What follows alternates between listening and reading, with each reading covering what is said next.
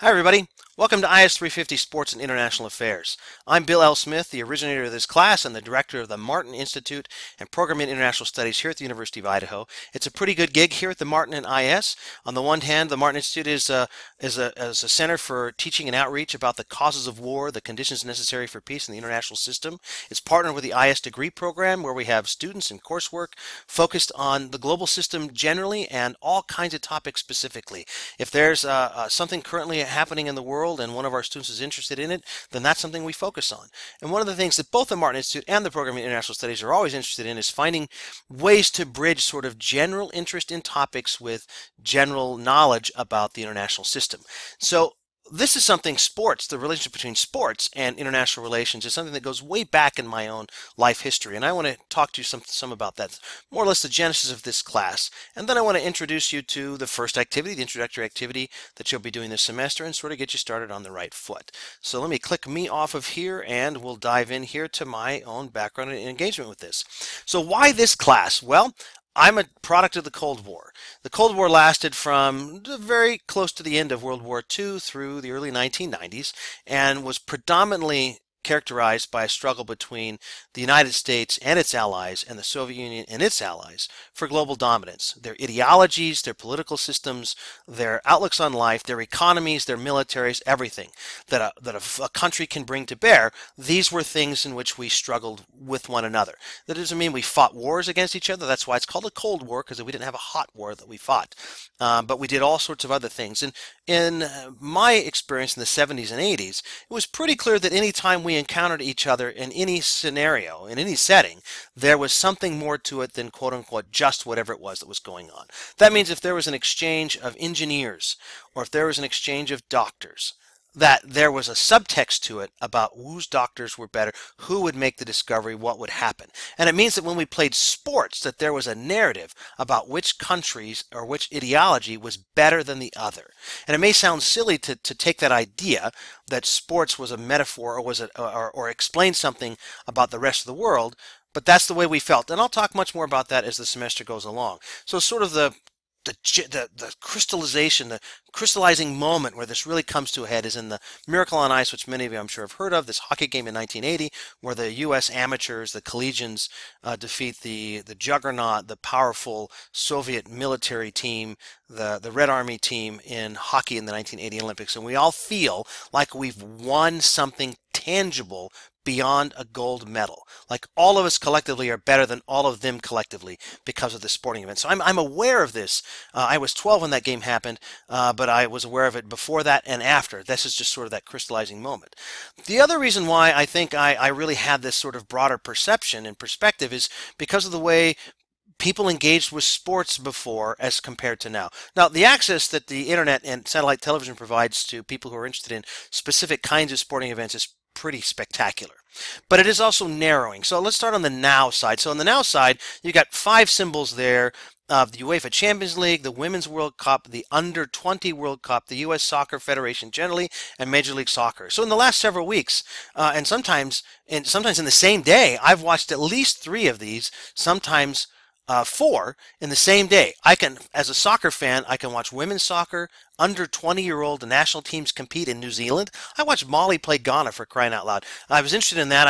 I'm a fan, so I followed it.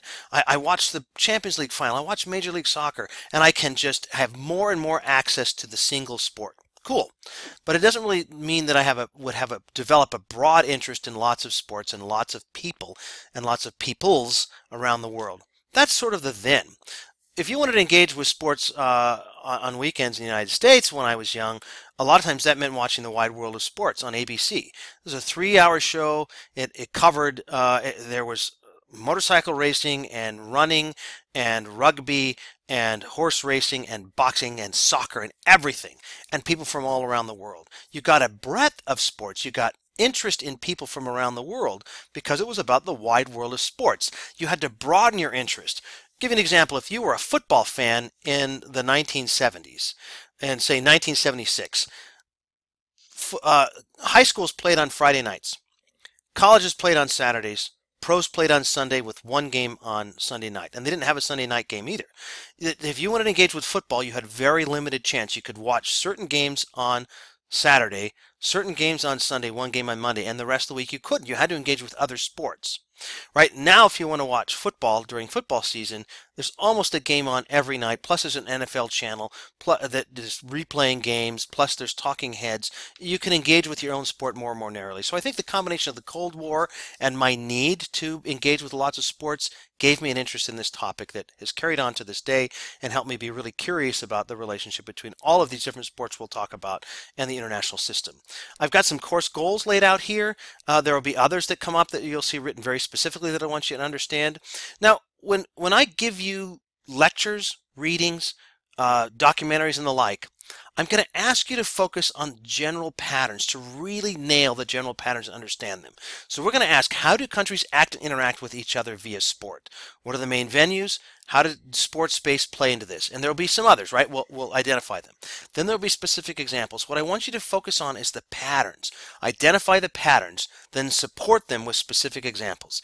If you get the patterns, if you understand them and can demonstrate that in your assignments and discussions, then that's worth a C in this class. If you can do that, and you'll see when I have the rubrics, it'll tell you basically, if you get the pattern, that's a C. If you understand nuance and difference and shades of gray and stuff in those patterns, with maybe a specific here or there, that'll be worth a B. If you can really nail those specific patterns and then support them with ample specific examples, that's when you get an A. But if all you know is the specific examples and you can't put them into context, that's a problem. So if I ask you who Jesse Owens was and you say, Jesse Owens, he was an African-American runner in 1936 Olympics who won 4 gold medals, that's nice. That's a specific example that misses the pattern that'll be inherent in this class, right? Because in the class, we'll talk about what the 1936 Olympics meant, what the Nazis were trying to do, what Hitler was trying to do, what sort of trappings came in there, and then what it meant when they're trying to show one version of racial superiority and Jesse Owens wins things. That's the context that matters. We'll talk about a guy named Bikila, who was a marathon runner for Ethiopia. His story, he wins the gold medal in the marathon running barefoot. Cool, that's neat. If you told me that, that's a specific example that misses the pattern because he won the gold medal in Italy, running for Ethiopia, running past stuff that Italy, who had conquered Ethiopia during World War II, had stolen from his country and had on display in Rome. He won it running past those. That context of the larger sports and international relations, that matters at least as much as the specific example. So don't get too bogged down in all of the details. You'll need the details to really succeed in this class. Make sure you get the general patterns. What do you get in each unit? Well, we've got 4 units focused on patterns and supplemented by specifics. There'll be short lectures like this, 15 minutes maximum. They'll be on YouTube. I'll ask you to take notes on them, not extensive notes, but to try and get some patterns out that are supported by specifics. You'll have scholarly articles that are accessible through dedicated units there on BB Learn, a YouTube component, bonus bits that'll be exploring things, bits of events or news clips or the like that are available, and there'll be a documentary assigned with each unit, and these are the 4, and you can look at them if you want. How am I going to assess you? There's going to be an introductory activity, there will be a final synthesis essay, and then you have the 4 units in between. Each unit has an activity, an assignment that you'll get that you'll have to complete on your own, notes that you'll submit to show that you completed all the work in the unit, and a discussion that'll take place at the end of each unit with your peers. So that's it. The intro and the conclusion, right? The intro activity and the final synthesis essay, and then those 3 things done once each unit. All right, what does this all mean? Well, we're going to get started. So I'm going to give you an activity to finish that's going to get you into some of these sports and international relationships. We're going to start with the Olympics, and we're going to start sort of at well, I guess we'll start at the top of the medal table and then go from there. All right. So this is the London 2012 Summer Olympics table.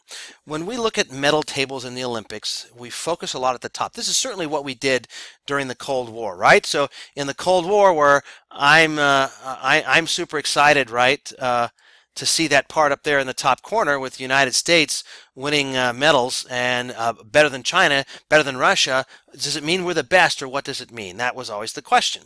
So for the most part, when you're looking at medal tables, this is the part you look at. We're going to start this semester down here.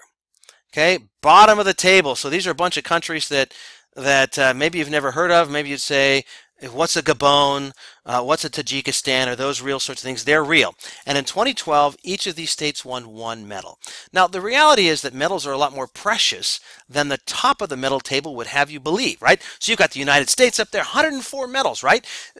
There's about 210, I will get the exact number, it ebbs and flows a little bit, member states in the International Olympic movement. Only about 85 have ever won a medal. And if the United States is winning 104 medals and China's winning 88, then you know there's a shortage of medals to go around. So the majority of countries have never won a single medal, and lots of countries are down here in this single medal thing each Olympiad. And they can be a very big deal when they win, right? So we're looking to be the best of the best of the best, as proven by most golds or most medals, etc. A lot of countries are trying to win a medal. So in Israel, for example, Israel's been a country since 1948. It has won 7 medals all time, which is good compared to a lot of states, right? I just mentioned that only about 85 or so have ever won a medal out of 193.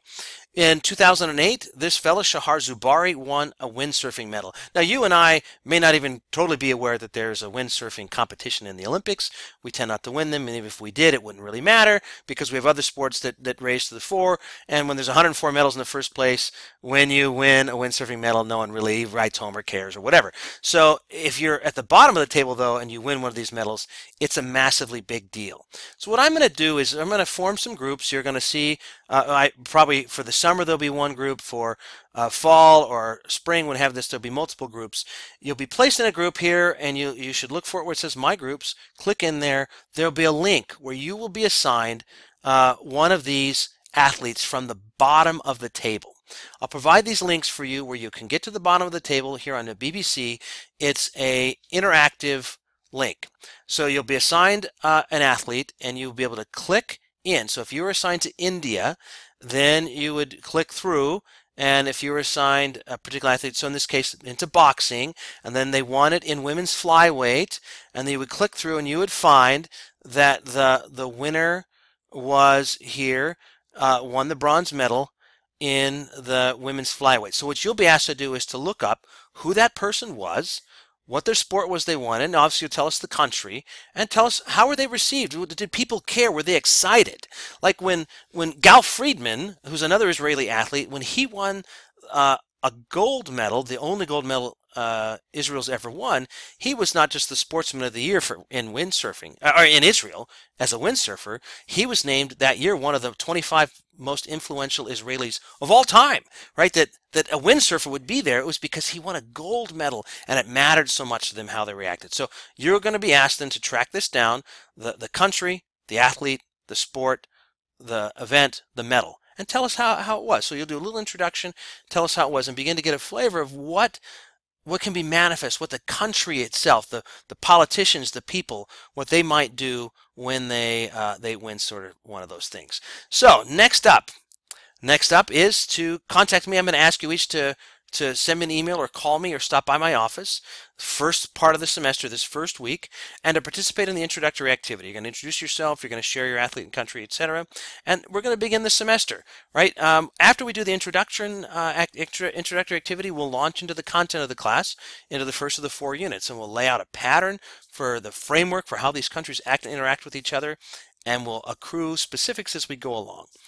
Remember, this stuff is fun, and it matters. And one of the things I want to emphasize for you is that I'm available to talk about this stuff. I love it.